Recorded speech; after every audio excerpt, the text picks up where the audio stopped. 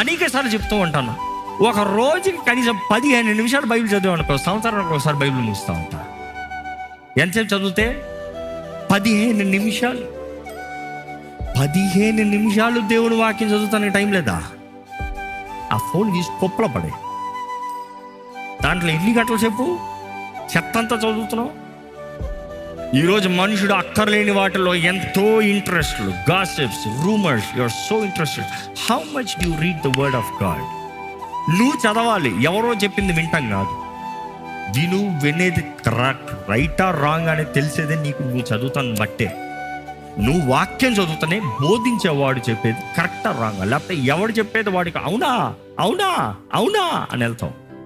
Read the word. కనీసం 15 నిమిషాలు చదివితే సంవత్సరానికి ఒకసారి బైబిల్ చదవచ్చు. అంత నీ వయసు ఎంత? ఈ వాటికి ఎన్నిసార్లు చదివి ఉండాలి? ఎన్నిసార్లు చదువు చూడాలి?